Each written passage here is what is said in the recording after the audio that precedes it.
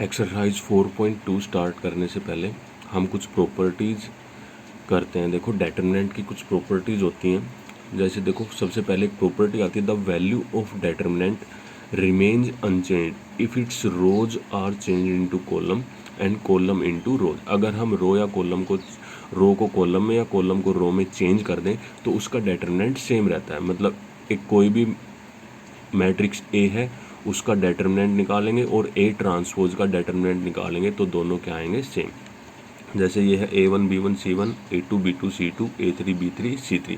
अगर हम इनके रो को कॉलम में चेंज कर दें, A1 B1 C1 यहाँ पे आ जाएगा, A2 B2 C2 A3 B3 C3, तो दोनों का डिटरमिनेंट सेम ही रहता है। नेक्स्ट प्रॉपर्टी आती है एक, इफ़ टू रोज और column of a determinant are interchange then the sign of the determinant is change. जैसे अगर हम किसी भी रो या कॉलम को इंटरचेंज करते हैं, जैसे मान लो हमारे पास एक डिटरमिनेंट है, इसके अंदर एलिमेंट है 2 3 5 1 2 7 2 3 6, इस तरह से इसके अंदर एलिमेंट है। अगर हम कोई भी रो या कॉलम इंटरचेंज करते हैं, जैसे मान लो हम R1 की जगह पे R2 और R2 की जगह पे R3, ये हमारी फर्स्ट रो है, इसको R1 से रिप्रेजेंट करेंगे। ये सेकंड रो है, इसको R2 से रिप्रेजेंट करेंगे। ये थर्ड रो है, इसको R3 से। और कॉलम को कैसे, फर्स्ट कॉलम को C1 से, सेकंड कॉलम को C2 से और थर्ड कॉलम को C3 से। अगर हम यहाँ पे मान लो रो को इंटरचेंज करते हैं, R1 को R2 में और R2 को R1 में, इसका मतलब है R1 और R2 को हम इंटरचेंज करते हैं, ये इंटरचेंज का साइन होता है। तो क्या हो जाएगा, डिटरमिनेंट का भी साइन चेंज हो जाएगा। डिटरमिनेंट के बाहर क्या लग जाएगा, माइनस। तो सेकंड रो की जगह फर्स्ट रो रखेंगे 1 2 7, फर्स्ट रो पे क्या आ जाएगी, सेकंड रो, और सेकंड रो की जगह क्या आ जाएगी, first row. Third row as it is रहेगी 2 3 6। इस तरह से ये दोनों क्या आएंगे, इक्वल। अब ये माइनस का साइन लग जाएगा अगर हम कोई भी रो या कॉलम इंटरचेंज करते हैं।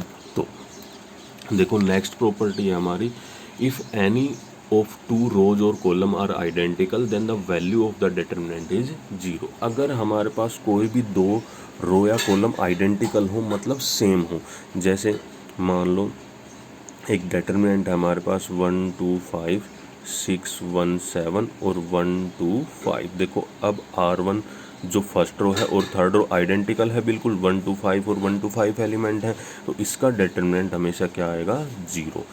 कोई भी दो रो या कॉलम आइडेंटिकल मतलब सेम हो तो उसका डिटरमिनेंट हमेशा क्या होता है, 0 के इक्वल। नेक्स्ट प्रॉपर्टी करते हैं। देखो if each element of a row of a determinant is expressed as a sum of two terms then the determinant can be expressed as sum of two determinant। कैसे, जैसे मान लो हमारे पास एक कोई भी determinant है, इस तरह से हमें एक determinant दे रखा है a plus B1 B plus C1 C plus D1, इस तरह से कोई भी वैल्यू है यहाँ पे, जैसे मान लो वैल्यू है B C D F G E, कुछ भी वैल्यू हो।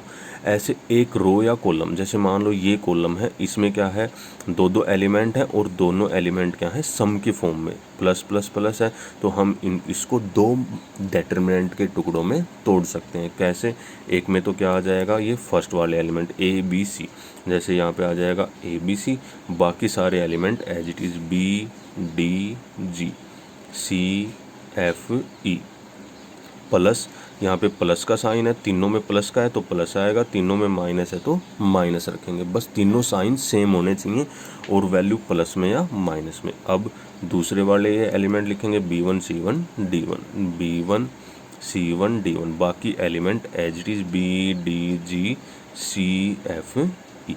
इस तरह से हम किसी मैट्रिक्स को दो टुकड़ों में दो टुकड़ों में तोड़ सकते हैं जब कोई भी रो या कॉलम उसके सम या डिफरेंस की फॉर्म में दे रखी हो। देखो नेक्स्ट प्रॉपर्टी है हमारी, the value of a determinant is unaltered if to each element of any row be added same multiple K of the corresponding element of any row. क्या कहता है, वैल्यू ऑफ डिटरमिनेंट अनचेंज रहती है हमारी, determinant की value change नहीं होती। जैसे मान लो हमारा एक डिटरमिनेंट दे रखा है, डिटरमिनेंट हमारे पास A1 B1 C1 A2 B2 C2 A3 B3 C3।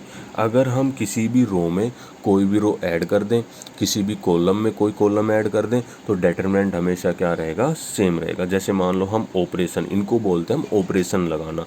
तो ऑपरेशन कैसे लगाते हैं, जैसे मान लो हम फर्स्ट रो में हमें कुछ ऐड करना है, तो सबसे पहले हम R1 लिखेंगे, मतलब हम फर्स्ट रो पे ऑपरेशन लगा रहे हैं, ये साइन लगाएंगे। इसका मतलब फर्स्ट रो पे हम क्या ऑपरेशन लगा रहे हैं, जैसे मान लो हम फर्स्ट रो पे फर्स्ट रो और सेकंड रो को ऐड कर रहे हैं, तो R1 पे ऑपरेशन लगाएंगे, R1 प्लस R2। R1 की जगह पे अब हम क्या लिख देंगे, दोनों रो को ऐड करके।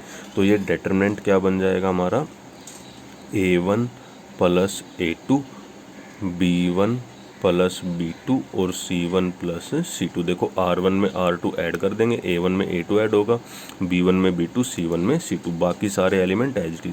R1 पे ऑपरेशन लगाया तो सिर्फ R1 ही चेंज होगी, R2 और R3 एज इट इज रहेंगे, A2 B2 C2 A3 B3 and C3।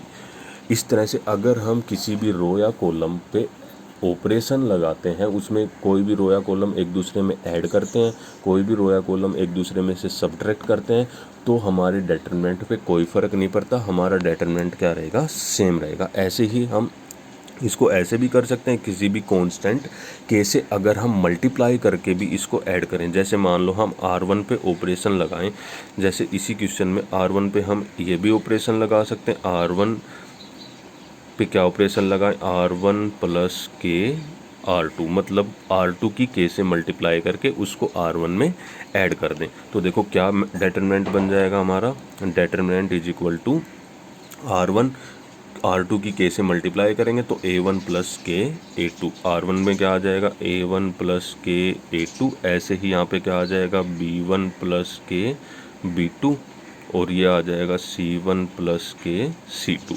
बाकी सारे एलिमेंट एज इट इज रहेंगे, A1 A2 B2 C2 A3 B3 C3, तो भी डिटरमिनेंट पे हमारा कोई भी फ़र्क नहीं पड़ेगा। डिटरमिनेंट हमारे ये तीनों जो डिटरमिनेंट हैं, इनकी वैल्यू क्या आएगी, सेम वैल्यू आएगी। हम कोई भी ऑपरेशन लगाते हैं तो डिटरमिनेंट कभी भी चेंज नहीं होता।